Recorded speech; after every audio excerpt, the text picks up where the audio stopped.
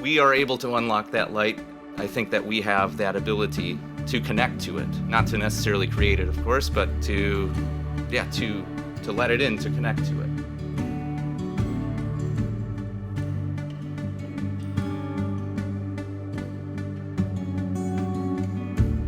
For many people in the world, there is a moment of clarity when you see the world differently than you saw it previously. Those are the moments when we wake up to life. I'm Rabbi Josh Bennett, and this is Waking Up to Life, a podcast about those moments.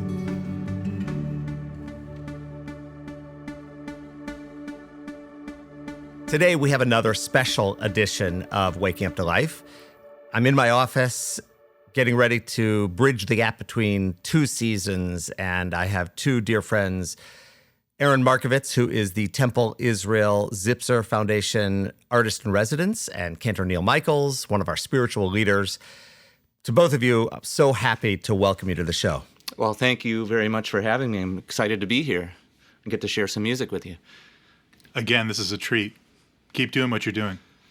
So fun to do these non-traditional episodes. Last time we brought you a little bit of the backstage look at what's happening at Temple Israel, how music is being created here. One of the joys of having a Zipser Foundation Artist in Residence is the idea that we get innovative new music coming to us all of the time. Aaron Markovitz, who has spent the last little bit of time here as our artist in residence, has graced our bima with his incredible musicianship, but also the willingness and ability to create new Jewish music that has really changed our religious experience. Aaron, how do you come to this idea of what you're doing as an artist? Well, as a writer, I've been a songwriter for quite some time, but coming to Temple about 2.5 years ago now was really my first experience setting liturgy to music and writing Jewish music. Although I had been writing, I remember, Neil, something you said to me like on our first meeting. It's like, well, you're already kind of writing Jewish music. I think it was what became where the Shema was set into, 3 stones in the river. Like, you're already really writing the spiritual music. Like, it's not going to be much different than what you've been doing. And really, it's been wonderful to also have the inspiration just, around the office during the day to have different, almost like prompts. Like, songwriters work on prompts, like say if you join like a songwriter circle or group, then they'll have a certain subject to write about. Well, that happened. This last or this next song I'm going to share came about that way, as an idea of for a service on Yom Kippur called Mincha Moments, and the tone of the service was going to be around Israel and darkness to light.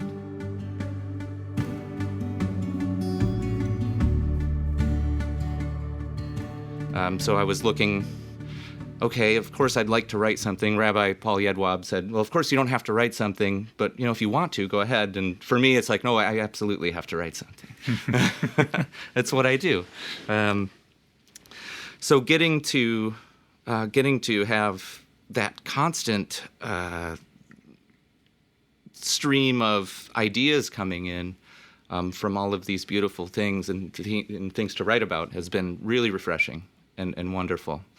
So it's interesting to hear you talk about that, because one of the realities of your musical career has been, as you said, you've always been writing spiritual music in the bluegrass realm, in the singer-songwriter folk realm, and it's spiritual and clearly Jewishly themed. You grew up here at Temple Israel. You have a Jewish background in your spirit. How do you pick from the 5,000 years of Jewish tradition? How do you decide what you're going to find when you have an idea? So this was darkness to light, right? But how do you pick? In this case, you went to Psalm 97, or Zarua Latzadik, light will be sown for the righteous. But how do you even discover that to pick where to start? Well, It's sometimes, and this one in particular didn't come from like a Torah parsha, or sometimes I'll just really look into what is the weekly Torah portion and read through it, or I will, and then that might not be for a specific thing, but sometimes inspiration will often come from there. But in this case, it wasn't even Psalm 97. It wasn't Or Zarua that came about first. I'll just think about and research, like, what are some moments throughout our history and Torah that darkness to light was something that was a thread running through it. And it turns out that it's a pretty common thread that runs through much of Torah, at least to me as I interpret it, this theme of darkness to light. And Or Zarua really just tied it together for the chorus, because it speaks to a lot of different moments in Torah. And a couple that I have written about in this song aren't necessarily connected to Psalm 27. But when Moses couldn't enter the temple because it was shrouded in thick clouds, but then those clouds lifted and he was unburdened, and God had revealed himself. And when the Israelites were in Egypt and there was darkness, but God provided the Israelites light to be able to see. So in that to me, that light is like that faith that even though it is dark times, if we do kind of stay in studying Torah and in those words and in that faith, that eventually we will see the way forward.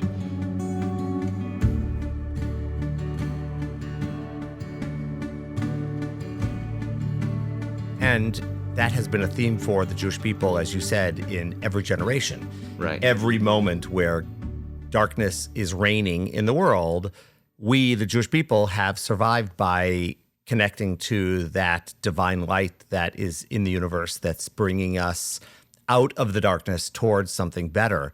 I'm thinking, just off the top of my head, there's also the story of Esther, who is sort of, her name itself is Hebrew for this hiddenness, that God is hidden from the universe, but through the actions of human beings, we actually unlock that light for the universe to come forward. Does that resonate with you? Yeah, absolutely. And it is, we are able to unlock that light, and it's, also without that, it's easy to keep yourself in darkness if you choose, there's, so I think that we have that ability to connect to it, not to necessarily create it, of course, but to let it in, to connect to it. So I am inspired by what you're saying, because it's not just a Jewish thing. It's also a personal reality. We talk about the mental health crisis in our world, and I think at some level your music unlocks the potential for the human spirit to be a little bit more free and to find healing. So I know you didn't intend this as a prayer of healing, but there is a sense of healing that comes from your music. Well, I'm very glad about that, and thank you. That's as an artist or musician, that's what you're hoping, to really connect to people and it to help them in some way. So, Aaron, you are happier behind a guitar and in front of a microphone. So here you are. You're behind a guitar, in front of a microphone. Yeah. Take it away. All right. Absolutely.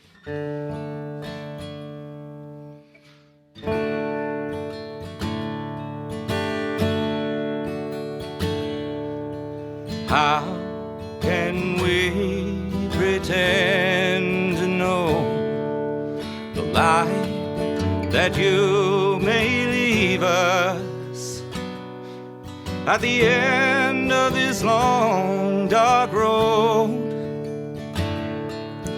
What will we be shown?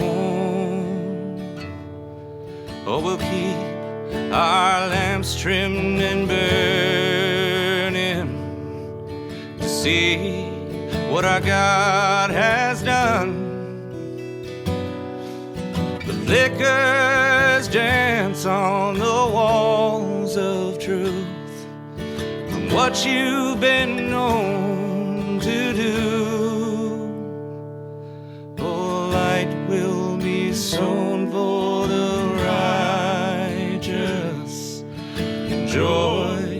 the upright in heart. Stand at the doors of your temple. We pray that these clouds will depart.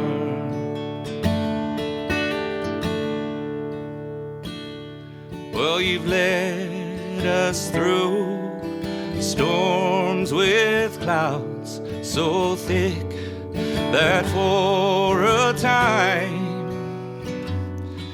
even Moses could not see. But you would not leave him blind. For light will be sown for the righteous, and joy for the upright in heart. Stand at the doors of your temple. We pray that these clouds will depart.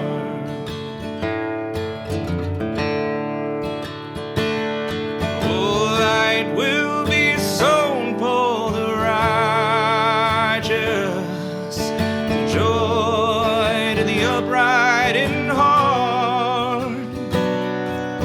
Stand at the doors of your temple. We pray that these clouds will depart. Stand at the doors of your temple.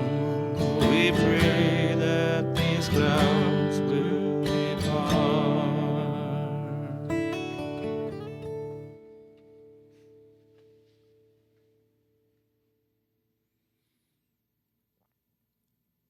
Wow. Wow. Just going to let that sit here for a minute. For those of you who are just listening, I think you've just been introduced to masterful reality here of music. We are in my office today on a rainy winter day, and I opened my eyes after listening, and it felt like the sun was coming out. The new year's here. Yes. Ooh, that was incredible. Oh, thank you. I just want to know, has that been recorded yet? Is this the first official debut recording? Yeah, I'm working on some demos right now to eventually release some new music, and this is one of them that I plan to release, but there's no official, it's just, some very rough demo things as of right now. And this is like a first, live recording into with guitar and voice, and it's hopefully soon it's at the top of my list of things I'd like to record. It feels powerful to me. I think we're calling this episode Aaron Markovitz Unplugged. Yeah. Light will be sown for the righteous. All right. First of all, where can people hear your music? You've already recorded one album. Talk about where your album is and what the status is of that project. So my first album of all Jewish music is called An Infinite Wave, and that is available wherever you stream music. And that was recorded, in partnership with Temple Israel, helping me to get into the studio and make that project happen. I'm so grateful for that. And of course, the Zipser Foundation for having me, underwriting my time here and able to create this music. And so that album is on all streaming platforms. You can also get it directly from Temple's website. It's available for download there. And if people want to hear the pre-Temple Israel Aaron Markovitz, where can they hear you? Are you performing in town? Do you have other recorded music? Yeah, I have other recorded music. I also have, which you will find on my same Spotify. If you search Aaron Markovitz, with a V in the middle, Markovitz. Yes, Ovitz. Yes, that's it.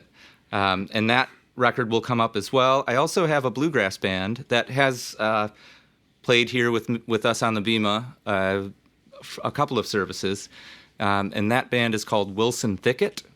Yes, you heard it right, not Wilson Pickett, Wilson Thicket. It's a little play on words for like a thicket of grass or. So, and then we have a record, an EP out called Off the Edges.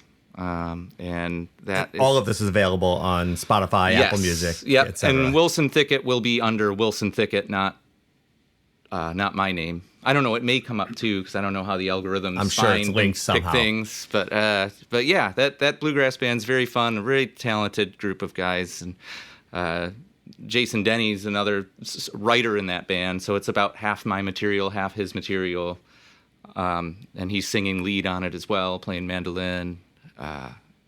Banjo, Keith Billick on the banjo, Scott Kendall on the bass. So it's a whole fun group of guys. And if you like bluegrass music, we call it bluegrass adjacent because it's not quite bluegrass, but it's got the feel. Inspired by it, yes.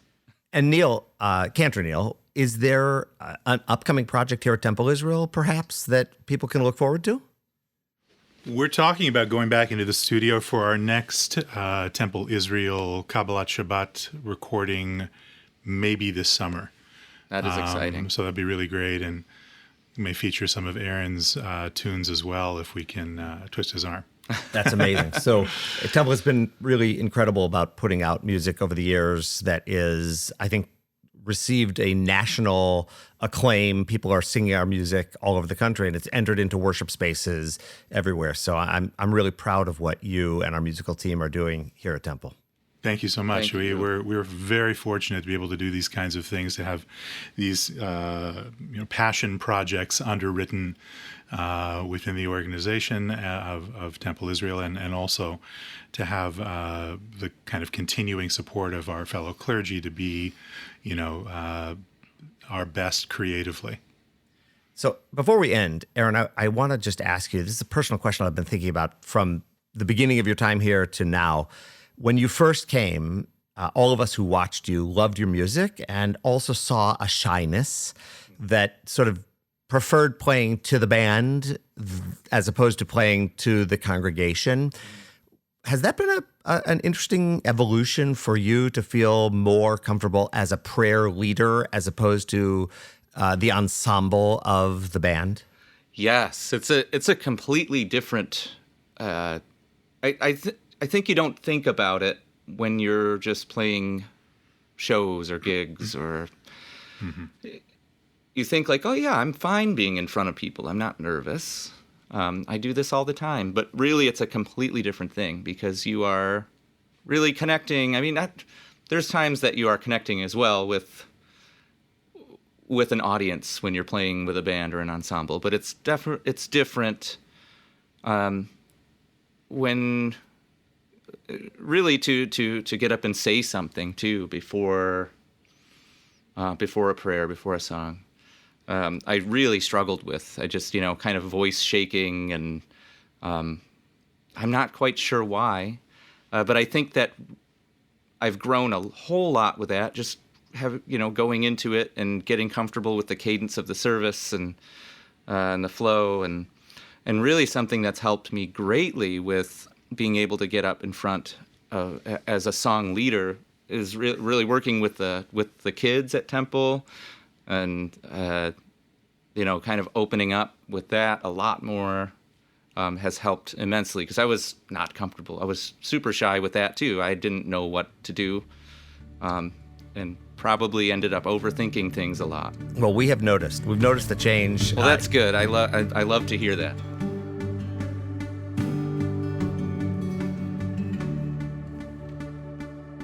For those of you who have not seen Aaron in other settings outside of our sanctuary, he's an incredible song leader with our Early Childhood Center on Shabbat mornings, Sunday mornings in our religious school assemblies. He is like the Pied Piper of our spiritual experience there. Aaron, you are just such a gift to us. We're really excited about it. Well, thank you so much. I feel the same. So likewise. we didn't do this in our previous episode, but I can't let you go without letting you just have some time here to funk around. All right. You're going to go. Here's the deal. Aaron is one of the great musicians, one of the great guitar players that I've had the chance to sit in a room with. So I'm going to give you a minute or two to just go. Take us off the show. When you're done, I'll sign off. Give us right. just a minute or two of your energy. Oh, sounds good. Okay, what am I feeling?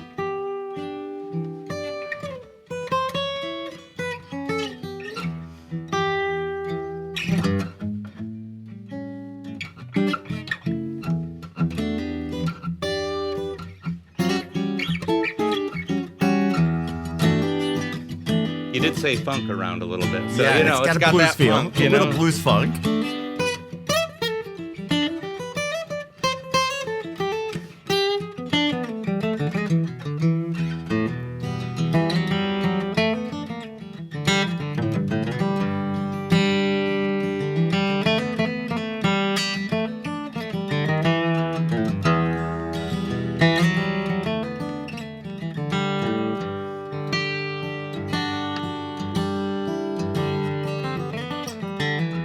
For those of you who've had the chance to listen, I hope this has bridged between one season and the next. The next season is coming out next month, and I hope that you will continue enjoying. You'll find a little bit of light, and that light will bring you happiness and joy.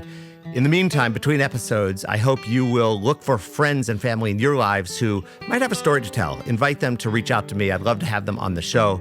Until next time, continue to wake up to life.